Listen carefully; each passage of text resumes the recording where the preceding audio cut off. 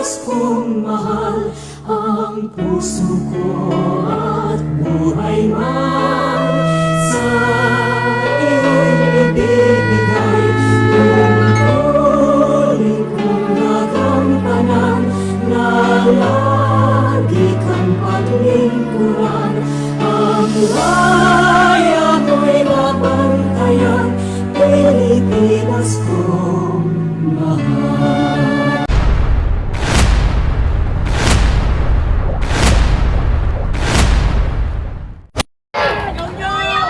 Hindi papayag ang mga Pilipino na matapos ang taong ito, aabutin tayo ng Disyembre na walang mapanagot at maipakulong sa mga kontraktor at politikong kumakain sa taxpayer ng mga tao.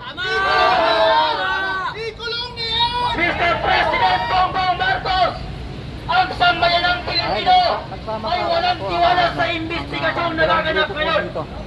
Paano maniniwala ang mamamayang Pilipino na may mapupuntahan ang investigasyong ito kung ang nag-iimbestiga ay sangkot sa nakawang sa gobyerno? Karapatan nating mga Pilipino na ungkatin at imbestigahan kung saan napunta ang budget para sa flood control. Ang flood control na lamang ang natitirang pag-asa ng mga Pilipino, ngunit kinain pa rin ng mga politikong walang awa sa mamamayang Pilipino. Anong klaseng investigasyon pa ba ang kailangan, Mr. President? Anong klaseng investigasyon pa?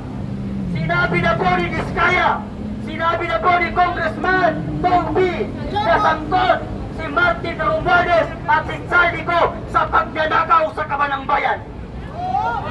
Ngayon, nung sinabi ni Senate President sa pangunguna ng Senate President na si T. Escudero at ang Blue Ribbon kay Senator Rodante Marcoleta, ay napilitan ang pamilya Diskaya na tukuyin at sabihin kung sino ang nasa ulo ng nakawang sa gobyerno.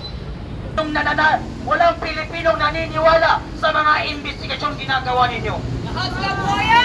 Lahat ng nasa House of Representatives makasarili at hindi nila nilabas ang katotohanan. Unang-una sa lahat nito, Mr. President, yung sinabi ng tagapagsalita ng Malacanang na gumagawa kayo ng malawakang investigasyon. Kung seryoso si Ferdinand Bongbong Marcos sa investigasyon ito, isang turo lamang po ng Presidente mapapanagot at makukulong kung sino ang nagnanakaw ng Kabanang Bayan. Kaso, dahil kasabwat at ulo ng mga buhaya si Bongbong Marcos, hindi niya siniseryoso ang investigasyong ito.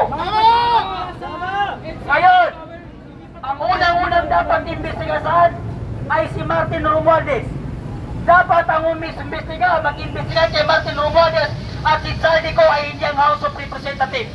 Bakit? Ang House of Representatives ay bias, fake news, hindi sila puwagalit sa mamamayang Pilipino sapagkat ang pinapaligan nila ay si Martin Romualdez. Yan yung dahilan kung bakit sila pinalitan ang Senate President.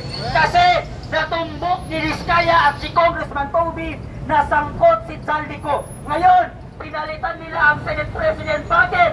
Para hindi matumbok si Saldico. Dahil kapag si Saldico ay nahuli at napilitan siyang aminin ang lahat ng katotohanan. Yan yung dahilan kung bakit pinalitan ang Senate President. Para hindi lumabas ang katotohanan sa mga Pilipino. Mr. President, hindi na po bobo ang mga Pilipino. Hindi na po bobo ang mga Pilipino at takot sa inyong mga politiko na nagpapahirap sa bansa.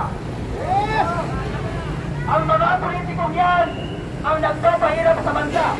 Taon-taon, lalo palagi tayong bumuboto. Palagi tayong bumuboto dahil sa kanilang mga pangako. Bawat eleksyon, ang mga politiko ay tinatawagan at sila'y nangangampanya na kung ano-ano ang kanilang mga pangako. Pero tignan ninyo mga kababayan kong Pilipino, after eleksyon at sila ay daw po, hindi mo sila makita. Di kapag pumunta ka sa opisina nila, kailangan mo pang kumuha ng kung ano-ano para makausap sila. Huwag po natin ipagpalit mga Pilipino ang ating prinsipyo at paninindigan sa 500 pera, 5 kilong bigas at 3 lata ng sardinas pag eleksyon. Mga kababayan, iboto po natin kung sino ang totoong may malasakit at pagmamahal sa ating bayan.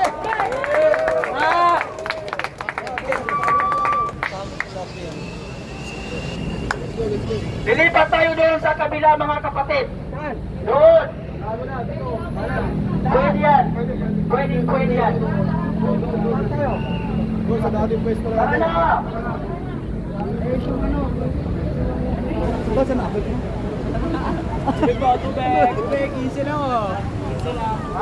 Mga kasama, mga kapatid.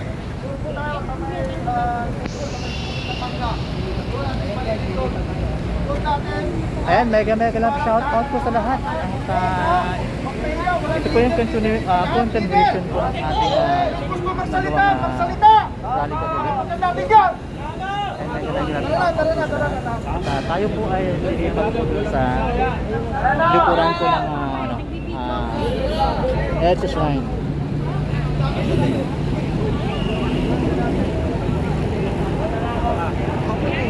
Parang walang kumikilos. Natakot. Lods, kami. Tara! Oo, ganyan dala. Sunugin natin Para yan sa ating lahat. Sunugin natin. Saan ba tayo? Ito sa likod daw, Lods. Tara. Kaya ba? Doon sa likod? Kaya ba?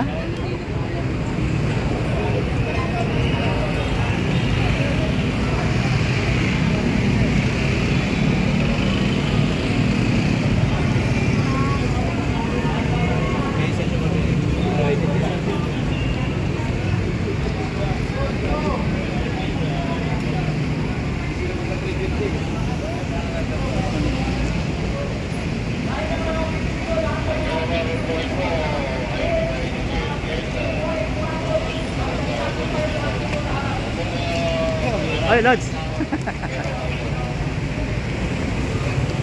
Dito tayo sa kabila kasi dito maluwag dito eh.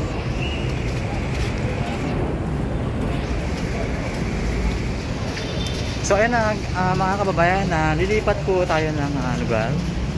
Dito po sa likuran po ng Edge Mine. At medyo maluwag-luwag po dito sa likuran po. Sa dati po nating pinwestuhan ng unang rally po natin.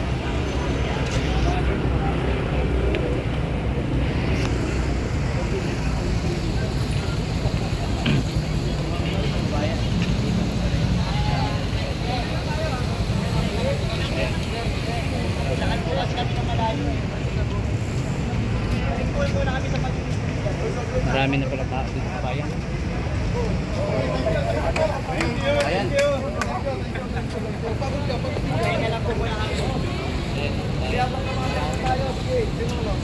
Parami muna tayo, magparami.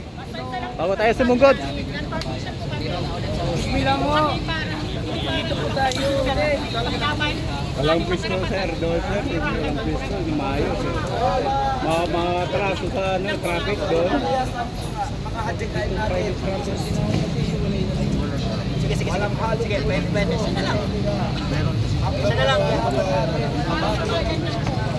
Mga kapatid kong Pilipino, magsilapit po tayo. At kung sino po ang gustong magsalita, dito po, gagamitin po ng lahat ng Pilipino ang gustong magsalita. Karapatan po ninyong ilabas ang inyong inahin. Karapatan nyo po ilabas ang inyong mga inahin at saloobin sa mga politikong nagpapahirap sa ating bansa. Kahit sino po dyan na gustong maglabas ng inahin, magpunta lang dito at iramin ito para siya po ay makapagsalita. Sa lahat naman po yung nagugutom, meron din po tayong pagkain para kayo ay maging malusog at malakas. So ayan, sa 143,000 live viewers po, maraming salamat.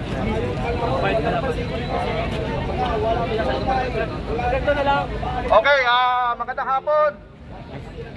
Sa lahat ng mga Pilipino na nagmamahal sa bayan na narito ngayong hapon, maraming salamat. Una, umpisan nyo na sabihan ng inyong mga kamag-anak, mga kapatid, mga kapitbahay, mga barkada. Sabihin nyo, nag-umpisa na ang protesta ng bayan laban sa korupsyon. Sabihin nyo, pumunta na sila dito sa EDSA at dito sa EDSA ating uumpisahan ang tunay na pagkilos upang ikulong ang mga magnanakaw sa bayan. Tama! Okay, mga kasama, gaya na sinabi natin, ito narinig natin si Mr. Park Alamada. Siya po ang nag-imbento ng salitang hipon. Utak hipon. Tandaan niyo yan, ha? Sino yung utak hipon? Ilakas nyo! Sino ang utak hipon? Si Abante ang utak hipon! Lakas nyo! Si Abante ba ang utak hipon? Okay, mga kasama, gaya ng ating sinabi kanina, wala pong leader dito, walang asosasyon. Tayo pumunta rito on our own. Sariling gasto, sariling pagod. Volunteer. Bakit natin ginagawa ito? Ito ay dahil sa ating pagmamahal sa bayan. Ayaw na natin ang kurap na gobyerno. Ayaw na natin maging biktima ng baha.